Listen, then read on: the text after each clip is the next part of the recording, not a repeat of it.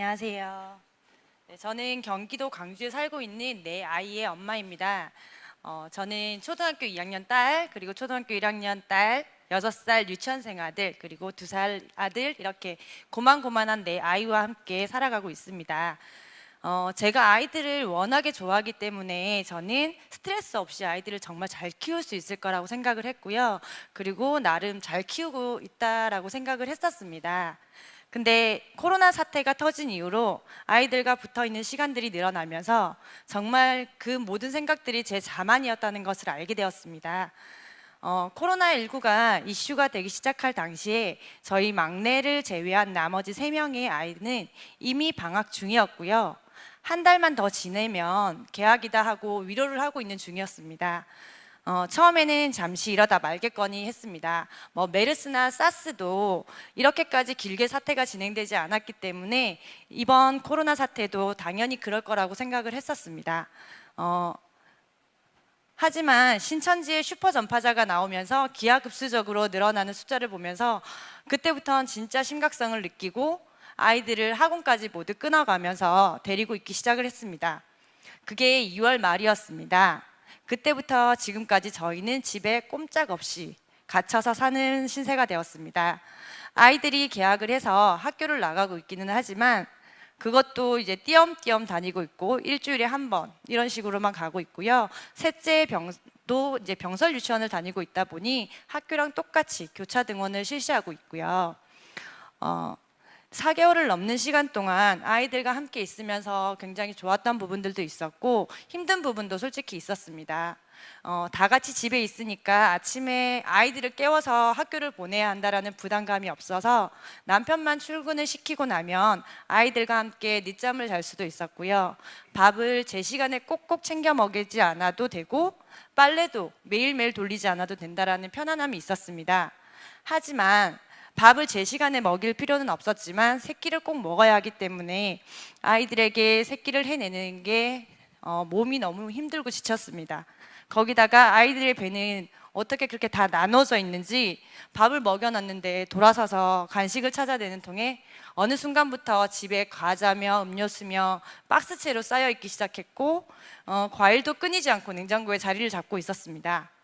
아침에 아이들을 등원시켜야 하는 부담은 줄었지만 온라인 개학을 하면서 두 딸들을 9시 전에 맞춰서 깨워야 되고 둘을 교차로 방송으로 수업을 들을 수 있게 챙겨야 되고 끝나고 나면 각각 학습 꾸러미까지 챙겨줘야 하니 그것도 보통 일이 아니었습니다.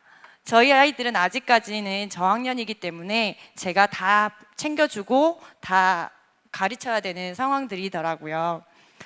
그렇게 방송을 보고 학습 꾸러미를 봐주는 동안에는 두 아들들이 누나들과 함께 번갈아 가며 놀고는 했는데 누나들도 아직까지는 아이들이다 보니까 서로 뛰어다니고 소리 지르고 하는 게 집안에서 그렇게 하는 게 일상이었거든요. 그리고 그게 끝나고 나면 바로 점심을 준비하는 시간이 되는 겁니다. 오전 시간은 이렇게 끝나버리고 항상 나가서 놀고 싶어하고 그렇게 했던 아이들이라 오후엔 뭐 할 게 없으니 집안에서 그저 뛰어다니고 소리 지르고 그렇게 놀더라고요. 주말에 저희는 거의 매주 나가는 편이었거든요. 근데 그걸 못하니 주말엔 더 힘들더라고요. 남편까지 합세해서 집에 6식구가 넓지도 않은 집에서 복작복작 되고 있으니 서로 얼마나 답답하고 힘들었겠어요. 그래서 제가 토요일에는 아빠와 함께 게임을 마음껏 해도 된다라고 허락을 하게 되었습니다. 저는 게임과 인터넷에 빠져 있는 사람들을 굉장히 싫어하는데 게임 컨트롤러를 쥐고 있는 아이들의 모습이 정말 싫은 사람 중에 한 사람인데 코로나가 그걸 허락하게 하더라고요. 그거라도 하지 않으면은 이 아이들을 어딘가로 데리고 나가야 되는데 그렇게 하질 못하니 그거라도 해주지 않으면 아이들이 너무 많이 힘들어 하겠더라고요.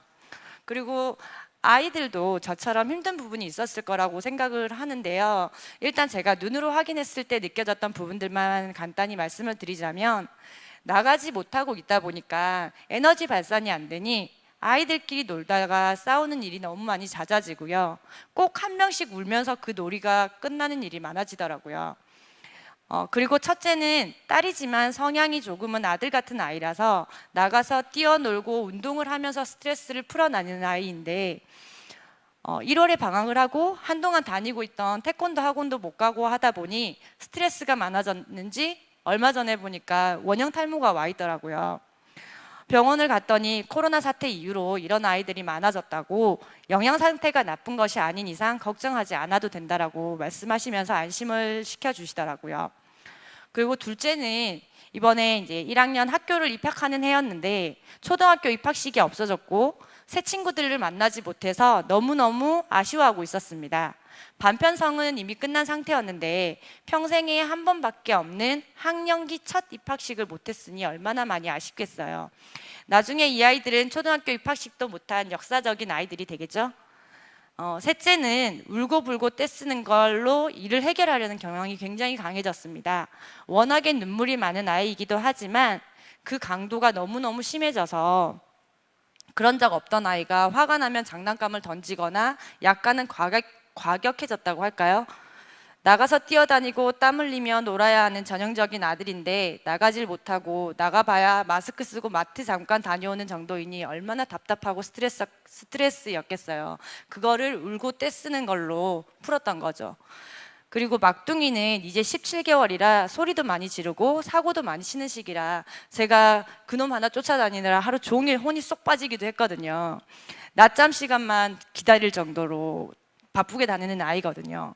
강아지를 키우고 있는데 자꾸 강아지 물을 엎어놓고 강아지 물에 발을 담그고 집안에 있는 물건들을 죄다 강아지 물에 담궈놓고 하루에 옷을 2-3번씩 갈아입히고 강아지 집 근처를 매일같이 닦아내야 하고 잠시 눈 돌리면 여기저기 쿵쿵 부딪히는 소리 들리고 화장실에 들어가서 변기 뚜껑을 열고는 그 변기 물을 손으로 휘젓고 있고 막둥이 쫓아다니는 것도 힘든데 큰애들은 싸워대고 지금 돌아보니 어찌 4개월을 넘는 기간 동안 이렇게 지냈나 싶습니다. 하지만 지금이 아니면 또 언제 일이 매일같이 붙어 지낼 수 있으며 아이들을 이렇게 가까이 볼 수 있겠나 싶은 생각이 들어서 감사한 마음도 있습니다. 그리고 재난지원금이 나오면서 배달도 시켜 먹고 하면서 제 나름의 스트레스를 풀었습니다. 한 끼라도 안 해도 된다는 게 얼마나 신나고 좋던지요. 한 번은 더 생각하고 배달을 시켰어야 했는데 재난지원금은 기간 내에 써야 하다 보니 정말 기분 좋게 잘 쓰고 잘 먹었던 것 같습니다. 아이들 간식도 사줄 수 있으니 아이들도 좋고 저희들도 좋았습니다. 하지만 이런 게 아무리 좋은들 이런 일이 다시 없는 게 가장 좋겠죠. 이태원에서 시작된 전파가 일어나기 전에 종식되어 가는 듯이 보였을 시기에도 안심할 수가 없었고 가을이나 겨울에 다시 유행할 수 있다라는 그 기사와 뉴스를 보면서 답답하기도 했었습니다. 다시 이런 감염병이 유행하는 일이 생긴다면 재난지원금 지급이나 학교에 어떠한 기준이 정해진다고 했을 때 뉴스로 먼저 내보내기보다는 직접 실무를 진행하는 곳에 먼저 공문을 내려줘서 일들이 처리되는 데 있어서 혼선이 없었으면 좋겠다라는 생각을 해봤습니다. 재난지원금 관련해서 뉴스가 나간 후에 제가 주민센터에 가서 문의를 해봤더니 아무도 정확하게 어떻게 신청을 해야 되고 언제 신청을 해야 되는지 아는 분이 없더라고요. 뉴스에 나왔으니 문의가 많았을 테고 그분들도 스트레스가 많았겠지요. 그래서 주민센터 입구에 문의하지 말라고 아직 어떤 공문도 내려오지 않았다라고 해서 붙여놨더라고요. 그리고 제가 보육교사를 준비 중에 있어서 실습을 도저히 더 미룰 수가 없어서 개학 열흘 전에 긴급 보육을 보내기 시작했는데 시국이 시국인지라 그 돌봄을 보내는 동안에도 정말 콧물을 흘리는 작은 유증상에도 부모님께 전화를 해서 데리고 가라고 하는 실정이었어요. 그리고 코로나가 아니라는 소견서가 있다면 등교를 해도 좋다고 해서 소견서를 제가 병원에 가서 띄어서 갔습니다. 근데 원하는 문구가 들어가지 않았다는 이유로 인정해주지 못하고 집으로 아이를 데리고 가서 3-4일 정도 보고 증상이 없어지면 보내라고 말씀을 하시더라고요.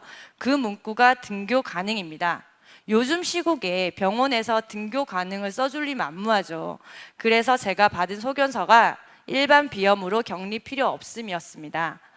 그럼에도 안 된다고 했다가 된다고 했다가 혼선을 좀 겪었습니다. 선생님께서는 교육부에서 꼭 그렇게 해야 한다고 하니 그렇게 말씀을 하셨겠죠. 조금 더 확실한 기준을 내려주신다면 부모도 실무를 진행해야 하는 부서에서도 혼잡이 좀 적을 거라고 생각을 합니다.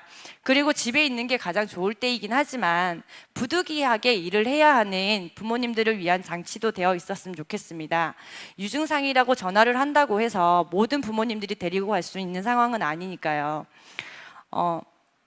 이럴 때 아이들을 학교에서 어떻게 조치를 취해 줄 수 있는 부분들은 없는지도 생각을 해주셨으면 좋겠고요. 이 또한 학교 자율에 맡기기보다는 교육부에서 조금 더 정확한 지침을 주시면 학교에서 결정하는데 좀 더 쉽지 않을까라는 생각을 해봤습니다. 코로나19라는 전에 없는 감염병 확산으로 많은 분들이 힘들어하고 지금도 힘들어하고 있는 상태인데 다들 힘내시고 이 시국을 우리가 함께 이겨나갔으면 좋겠습니다. 감사합니다. 구독과 좋아요 눌러주세요.